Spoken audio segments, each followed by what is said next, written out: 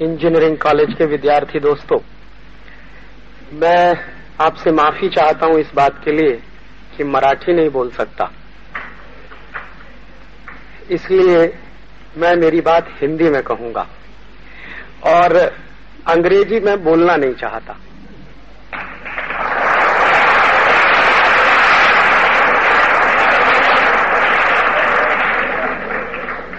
बहुत साल अंग्रेजी बोलता रहा, अंग्रेजी में पढ़ता रहा, लिखता रहा, लेकिन अब कुछ वर्षों से संकल्प लिया अंग्रेजी में काम नहीं करूंगा। उसके पीछे कारण क्या है? एक बार मैं एक कॉन्फ्रेंस में गया था एम्स्टर्डम, हॉलैंड में, तो वहां एक रिसर्च पेपर पढ़ने का मौका मिला मुझे।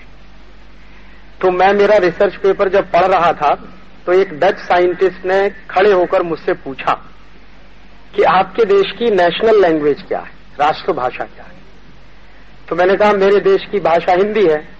तो उसने कहा आप अपना रिसर्च पेपर हिंदी में क्यों नहीं पढ़ते? तो मैंने कहा मेरा रिसर्च पेपर अगर हिंदी में पढ़ूंगा तो आपको समझ में नहीं आएगा।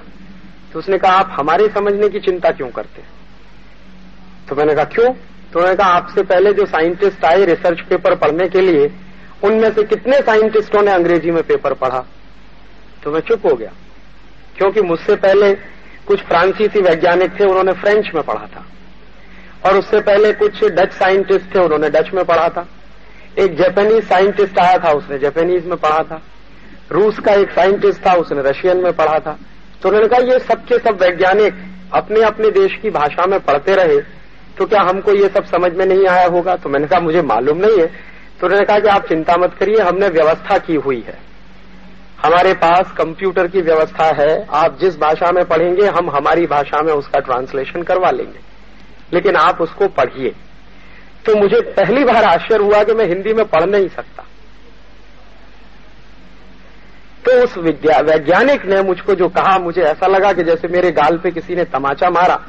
उसने कहा कि 1947 के पहले आपका देश गुलाम था, और अगर आपका जन्म 1947 के पहले हुआ होता और आप अंग्रेजी में पेपर पढ़ते तो मेरे समझ में आता कि आप अंग्रेजी में पढ़ रहे हैं, क्योंकि आप गुलाम हैं। लेकिन अब तो आपका देश आजाद हो गया है, और आपका जन्म तो आजादी के बाद का जन्म है, तो आपको अपने देश की राष्ट्रभाषा का सम्मान करना ही चाहिए, ये उसका कहना था। तो मुझे लगा कि बात तो वो बिल्कुल सही ही कह रहा है। और उसने एक बात और कही जो शायद सभी ने मानी है और कही है कि दुनिया में कोई भी व्यक्ति अगर मौलिक काम करना चाहे, कोई बेसिक रिसर्च करना चाहे, कोई मौलिक शोध करना चाहे, तो वो तब तक संभव नहीं है जब तक कि वो अपनी मातृभाषा में चिंतन ना करे। तो उसने मुझे एक नहीं 1001 वैज्ञानिकों के नाम गिनाना शुरू किया कि देखिए ये जितने वैज्ञानिक हुए जिन्होंने कभी कोई मौलिक शोध किया है, तो सबने अपनी मातृभाषा में किया है। तो अगर आप अपनी मातृभाषा में काम नहीं करेंगे तो आप भी मौलिक शोध नहीं कर पाएंगे। हाँ, इतना जरूर हो सकता है कि दुनिया के कुछ वैज्ञानिकों ने कुछ काम कर लिया होगा, आप उसकी नकल करेंगे, उसको रिप्रोड्यूस करेंगे। अगर आपको मौलिक रूप से कोई चीज करने को लिए दे दी जाए तो शायद आपके हाथ पैर कांप जाएंगे। तो मुझे लगा कि बिल्कुल ठीक ही कहा उसने। और उसके बाद जो जापानीज हमारा कुलीग था, उससे मैंने पूछा था कि आपके देश में पढ़ाई कैसे करते हैं? तो उन्होंने कहा कि सब पढ़ाई जापानीज में होती है। तो मैंने कहा इंजीनियरिंग की पढ़ाई भी जापानीज में? कि हाँ बिल्कुल होती है। तो डॉक्टरी की पढ़ाई? हाँ वो भी होती है जापानीज। चार्टर्ड अकाउंटेंसी की पढ़ाई भी जापानीज में होती है, मैनेजमेंट की पढ़ाई भी जापानीज में होती है। तो बचपन से लेकर और उच्च शिक्षा तक सारी पढ़ाई जापानीज में होती है। तो मैंने कहा आपको कभी कष्ट नहीं होता? अंग्रेजी के जो टेक्निकल इश्यूज हैं उनको आप जापानीज में ट्रांसलेट करते हैं? उन्होंने कहा थोड़ा कष्ट होता है, लेकिन बाद में बहुत आसान हो जाता है। तो उन्होंने कहा कि दुनिया में कोई भी ऐसी अच्छी किताब का आप नाम बोलिए, मैं आपको बता दूंगा कि ये किताब हमारी लाइब्रेरी में जापानीज में उपलब्ध है। तो उसने जो एक दूसरी बात मुझसे कही वो ये कही कि भाषा का सवाल नहीं है, सवाल अपने राष्ट्र के सम्मान का है और अपने संकल्प का है। तो उस दिन से मुझे लगा कि मुझे भी अपने राष्ट्र का सम्मान करना ही चाहिए।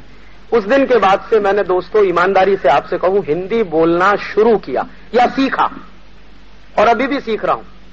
अभी भी मैं जब हिंदी बोलता हूं तो उसमें बहुत सारे शब्द अंग्रेजी के आ जाते हैं, तो ये मेरी तकलीफ है, क्योंकि बचपन से अंग्रेजियत में पढ़ा हुआ हूं और अभी छोड़ने की कोशिश कर रहा हूं, इसलिए अंग्रेजी में बोलना नहीं चाहता और मराठी मुझे बोलनी नहीं आती, इसलिए आप माफ करिएगा, मैं मेरी बात हिंदी में कहूंगा, लेकिन आसानी के साथ मेरी बात आपको समझ में आए उसकी मैं कोशिश करूंगा।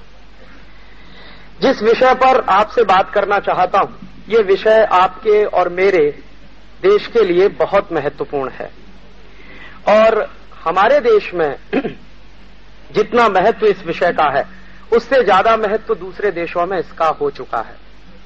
मैं आपको एक जानकारी देना चाहता हूं कि दुनिया में जो सेंट्रल यूरोप के देश हैं, मध्य यूरोप जिसको कहते हैं, जैसे फ्रांस है, जर्मनी है, वगैरह वगैरह, और उसके साथ साथ हमारा एशिया का देश जापान भी है, इन सब देशों में कुछ समानताएं हैं और उनकी जो समानताएं अगर आप देखें तो एक समानता इस सब देशों में नजर आती है, वो ये कि ये बहुत ज्यादा टेक्निकली एडवांस देश हैं और काफी टेक्निकली साउंड देश हैं।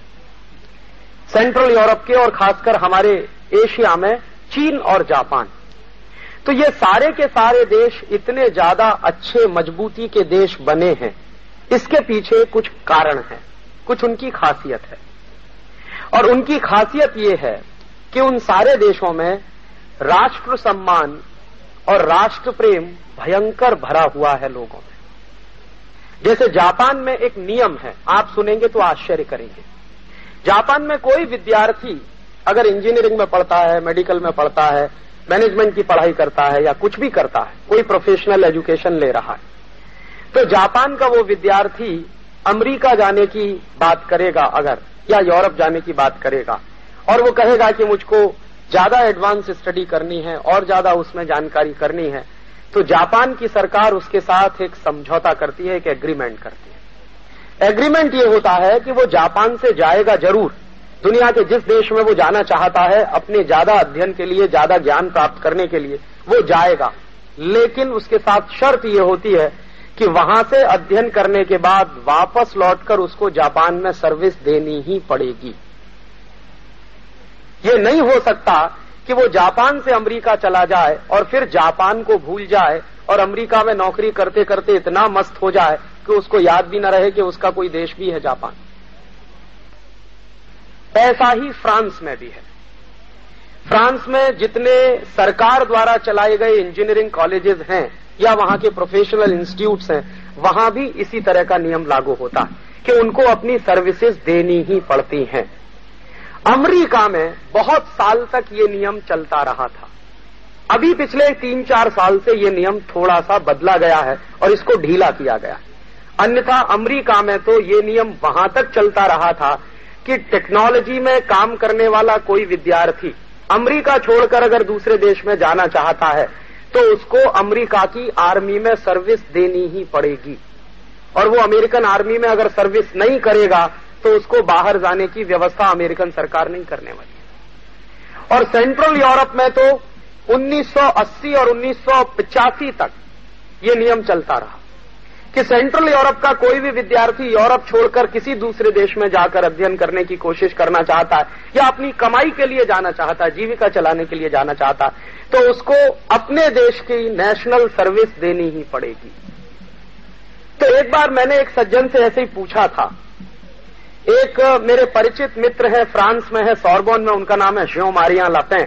तो एक बार मैंने उनसे पूछा कि आपके देश में या सेंट्रल यूरोप में या ऐसे अमेरिकन ब्लॉक में और अगर कहें तो जापान और चीन में भी इस तरह के ये नियम हैं, इनके पीछे की सच्चाई क्या है, क्यों ये इस तरह के नियम बनाए गए? तो उन्होंने कहा कि राजीव, आपको मालूम नहीं है कि ये जो सेंट्रल यूरोपियन देश हैं और खासकर ये जापान है, ये सब सेकेंड वर्ल्ड वॉर में बर्बाद हो चुके हैं। और सेकेंड वर्ल्ड वॉर में इन देशों में इतनी बर्बादी आई थी कि उनके पास वो दोबारा खड़े हो पाएंगे ऐसी सोचने की क्षमता भी खत्म हो गई थी। सबसे ज्यादा बर्बाद हुआ था सेकेंड वर्ल्ड वॉर में फ्रांस, और फ्रांस के बाद सबसे ज्यादा नुकसान दूसरे किसी देश का हुआ तो वो है जापान, और तीसरे किसी देश का नुकसान हुआ तो वो था जर्मनी, और चौथे किसी देश का नुकसान हुआ तो वो था स्पेन। तो ये सारे के सारे देश, और अमेरिका का भी काफी नुकसान हुआ था। तो उनका कहना था कि ये सेकेंड वर्ल्ड वॉर की जब लड़ाई हुई थी तो इन सब देशों में इतनी बर्बादियां हुई हैं, तो ये सारे के सारे देशों ने जब अपने अपने देश को